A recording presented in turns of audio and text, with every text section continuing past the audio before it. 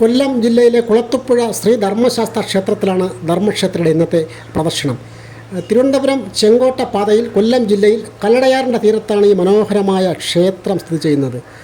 പരശുരാമസ്വാമി പ്രതിഷ്ഠ നടത്തിയ 5 ധർമ്മശാസ്ത്ര ക്ഷേത്രങ്ങളിൽ ഒന്നായ ഈ ക്ഷേത്രത്തിൽ ശ്രീ ധർമ്മശാസ്താവിനെ ബാലകൻ്റെ അല്ലെങ്കിൽ ഒരു കുട്ടിയുടെ രൂപത്തിലാണ് പ്രതിഷ്ഠ നടത്തിയിരിക്കുന്നത് എന്നാണ് സങ്കല്പം. ക്ഷേത്രത്തിൻ്റെ ദർശനം കിഴക്കോട്ടാണ്. ഈ പാതയോരത്ത് ഈ പാലം കടന്ന് അക്കരെ എത്തിയാൽ നദിയുടെ അങ്ങേ കരയിലാണ് ക്ഷേത്രം സ്ഥിതി ചെയ്യുന്നത്. കൊട്ടാരക്കര രാജാക്കന്മാരുടെ കാലത്താണ് ക്ഷേത്രം പണി കഴിപ്പിച്ചത് എന്നാണ് കരുതപ്പെടുന്നത്.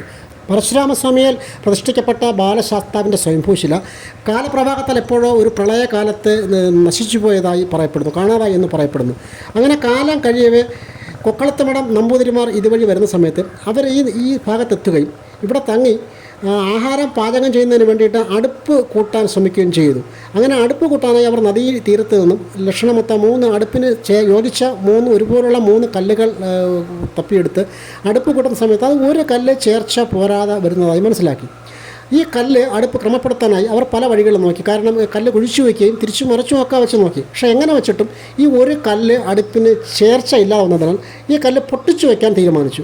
അങ്ങനെ മറ്റൊരു കല്ല് കൊണ്ട് ഇത് പൊട്ടിക്കുന്ന സമയത്ത് ഒന്ന് തട്ടുന്ന സമയത്ത് തന്നെ ഈ കല്ല് 8 കഷണങ്ങളായി മുറിയുകയും അതിൽ ചോരയുടെ പാടുകൾ കാണുകയും ചെയ്തു. അങ്ങനെ വിവരം കൊട്ടാരത്തിൽ അറിയിക്കുകയും തന്ത്രിമുഖന്മാരും അധികാരികളൊക്കെ എത്തുകയും ഈ കല്ലിൽ, ഈ ശിലയിൽ ബാലശാസ്താവിൻ്റെ സാന്നിധ്യം ഉണ്ടെന്ന് ഉള്ള അറിവുണ്ടാവുകയും ഇത് പരശുരാമസ്വാമി പണ്ട് പ്രതിഷ്ഠിച്ച സ്വയംഭൂശിലാ വിഗ്രഹം ആണ് എന്ന് മനസ്സിലാക്കുകയും ചെയ്തു. അതിന് പ്രകാരം ഈ 8ആയ ശിലയെ ഇത് അതേപടി ചേർത്ത് വെച്ച് വീണ്ടും പ്രതിഷ്ഠ നടത്തി ആരാധിച്ചു പോരുന്നതാണ് ഇവിടുത്തെ രീതി. അങ്ങനെ 8ആയി മുറിഞ്ഞ 8 കണ്ണങ്ങളായ ഈ ശിലാവിഗ്രഹത്തിൽ അഭിഷേകവും മറ്റൊന്നും ചെയ്യാൻ കഴിയാത്തതിനാൽ അഭിഷേകത്തിനായി പിന്നീട് മറ്റൊരു വിഗ്രഹം കൂടെ പ്രതിഷ്ഠ ചെയ്തു. അതുകൂടാതെ ശിവേലിക്ക് ഒരു വിഗ്രഹം. അങ്ങനെ ശാസ്താക്ഷേത്രത്തിൽ ഈ ക്ഷേത്രത്തിൽ 3 വിഗ്രഹങ്ങളാണ് ശ്രീകോവിലിന് ഉള്ളിലുള്ളത്. അതുകൂടാതെ മഹാദേവൻ്റെ ചൈതന്യത്തെ ആവാഹിച്ച് സങ്കല്പിച്ച് ശാസ്താവിനോടൊപ്പം തന്നെ പൂജിക്കുന്നതായും പറയപ്പെടുന്നു. ക്ഷേത്രത്തിന് പുറത്ത് ഉപദേവതകളായി മാമ്പഴത്തറ ഭഗവതി ഉണ്ട്. മാമ്പഴത്തറ ഭഗവതി ദേശത്തിൻ്റെ മുഴുവൻ ദേവതയാണ്. അത് ഇവിടെ ഈ ക്ഷേത്രത്തിൽ മാത്രമല്ല ആര്യങ്കാവിലും അതുപോലെ തന്നെ അച്ചൻകോവിൽ ക്ഷേത്രത്തിലും മാമ്പഴത്തറ ദേവിയുടെ ശ്രീകോവിലുകളുണ്ട്. അതുകൂടാതെ മഹാവിഷ്ണു, ഭൂതത്താൻ, ഗന്ധർവൻ, ജല കന്യക, അതുപോലെ നാഗ പ്രതിഷ്ഠകൾ ഇവയെല്ലാമുണ്ട്. എങ്കിലും ഈ ക്ഷേത്രത്തിൽ ഏറ്റവും പ്രധാനമായി ഉപദേവതയായി ഗണപതി ഭഗവാന്റെ പ്രതിഷ്ഠയുമുണ്ട്. ഉപദേവതയായി കണക്കാക്കുന്നത് യക്ഷിയമ്മയുടെ ഒരു ശ്രീകോവിലാണ്. അത് പ്രധാനമായി കണക്കാക്കുന്നു. കാരണം യക്ഷിയമ്മ സുന്ദര യക്ഷി എന്ന രൂപത്തിലാണ് ഇവിടെ ആരാധിക്കുന്നത്. യക്ഷിയമ്മയുടെ ശ്രീകോവിലാണിത് കാണുന്നത്. കണ്ണാടിയിൽ നോക്കി പൊട്ടുകുത്തുന്ന രൂപത്തിലാണ് യക്ഷിയമ്മയുടെ പ്രതിഷ്ഠ.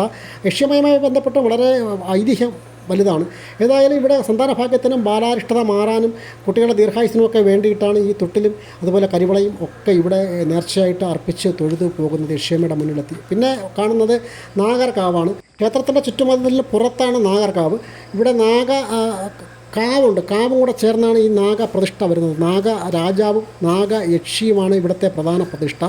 ഇത് കൂടാതെ നവനാഗങ്ങളെ സങ്കല്പിച്ച് ഒരു പ്രതിഷ്ഠ കൂടി കാണാൻ കഴിയും. അതായത് 9 പ്രതിഷ്ഠകൾ ഒരു കല്ലിൽ വെച്ചിട്ടുണ്ട്. അത് നവനാഗങ്ങളാണ്. അതായത് അനന്തൻ, വാസുകി, ആദിശേഷൻ, തക്ഷകൻ, പത്മനാഭൻ, ശംഖപാലൻ, ധൃതരാഷ്ട്രൻ, കമ്പലൻ, കാളിയൻ, ഇങ്ങനെ 9 നവനാഗങ്ങൾ. ഈ എല്ലാ ദോഷങ്ങളും മാറാനാണ് ഈ നവനാഗങ്ങൾ. നാഗങ്ങൾക്ക് അർപ്പിക്കാനാണ് ഈ മഞ്ഞൾപ്പൊടി ഇവിടെ അർപ്പിക്കുന്ന മഞ്ഞൾപ്പൊടിയാണ് ഈ കാണുന്നത്.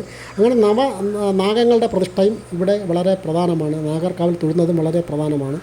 ഇത് ക്ഷേത്രത്തിൻ്റെ മുൻഭാഗമാണ്. ഈ മുൻഭാഗത്തെ ഈ നടയിലൂടെ കുറച്ച് മുന്നോട്ട് പോയി റോഡ് കഴിഞ്ഞ് അങ്ങേപ്പുറത്ത് പോയാൽ നമുക്ക് എത്താൻ കഴിയുന്ന മറ്റൊരു ക്ഷേത്രമുണ്ട്. അത് കറുപ്പുസ്വാമിയുടെ ക്ഷേത്രമാണ്. ഈ ക്ഷേത്രത്തിൽ നിന്ന് അല്പം മാറിയാണ് കറുപ്പുസ്വാമിയുടെ ക്ഷേത്രം. കറുപ്പുസ്വാമി പ്രധാന ദേവൻ്റെ, അതായത് ധർമ്മശാസ്താവിൻ്റെ കാവലാൾ എന്ന സങ്കല്പത്തിലാണ് കറുപ്പുസ്വാമി ഉള്ളത്. എല്ലാ ക്ഷേത്രങ്ങളിലും അങ്ങനെ തന്നെയാണ്. മിക്കവാറും ഈ കറുപ്പുസ്വാമിയുടെ ക്ഷേത്രം ധർമ്മശാസ്താവിൻ്റെ അല്ലെങ്കിൽ അയ്യപ്പൻ്റെ ക്ഷേത്രത്തിന് തൊട്ട് മുന്നിലായിരിക്കും വരുന്നത്. ക്ഷേത്രവും പ്രതിഷ്ഠയോ വരുന്നത്. കാരണം ഈ ദേവനെയും സ്വത്തിനെയും ഒക്കെ സംരക്ഷിക്കുന്ന കാവലാളായി ആജ്ഞാനുവർത്തിയായി സദാസമയവും ജാഗ്രതയോടെ ഇരിക്കുന്ന ദേവനാണ് കറുപ്പുസ്വാമി. കറുപ്പുസ്വാമിയും ഇവിടെ കറുപ്പായി അമ്മയും ഒക്കെ ഉണ്ട്.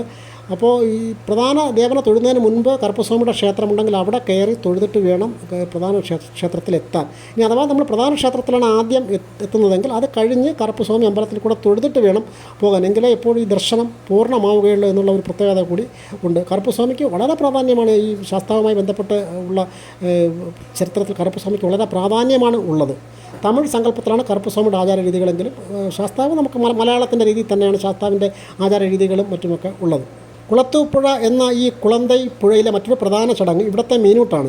അതായത് ഇവിടുത്തെ മത്സ്യങ്ങൾ അറിയപ്പെടുന്നത് ശാസ്താവിൻ്റെ തിരുമക്കൾ എന്നാണ് വിളിക്കപ്പെടുന്നത് തന്നെ. വർഷത്തിലൊരിക്കൽ തന്ത്രമുഖ്യൻ നേരിട്ടെത്തിയാണ് ഇവിടെ മീനൂട്ട് നടത്തുന്നത് എന്നാണ് പറയപ്പെടുന്നത്. അതായത് ബാലകനായ ശാസ്താവിനോട്, കുളന്തയായിരുന്ന ശാസ്താവിനോട് സ്നേഹം തോന്നിയ മത്സ്യകന്യകയെ തൻ്റെ തോഴിയായി ഇവിടെ ഈ പുഴയിൽ കഴിയാൻ ശാസ്താവ് അനുവാദം നൽകിയെന്നാണ് ഐതിഹ്യം. അങ്ങനെയാണ് ഈ കുളന്തൈ പുഴ, കുളന്തയും പുഴയും, കുളന്തൈ പുഴയാണ് പിന്നീട് കാലക്രമത്തിൽ കുളത്തൂപ്പുഴ ആയി മാറിയത് എന്നാണ് ഐതിഹ്യം. കുളത്തൂപ്പുഴ ഈ ധർമ്മശാസ്താവിൻ്റെ ഈ കുളത്തൂപ്പുഴ ക്ഷേത്രം പരശുരാമസ്വാമി പ്രതിഷ്ഠിച്ച ആദ്യത്തെ ക്ഷേത്രം എന്നാണ് കരുതുന്നത്. ഇതുപോലെ തന്നെ 5 ക്ഷേത്രങ്ങൾ കൂടി ഇവിടെ അടുത്തുണ്ട്. ആര്യൻകാവ്, അച്ചൻകോവിൽ, കാന്തമല, ശബരിമല എന്നിവയാണ് ഈ ക്ഷേത്രങ്ങൾ. ഇതിൽ കാന്തമല മാത്രം നമുക്കിപ്പോഴും കൃത്യമായി ക്ഷേത്രം ഏത് ഭാഗത്താണെന്ന് അറിയില്ല.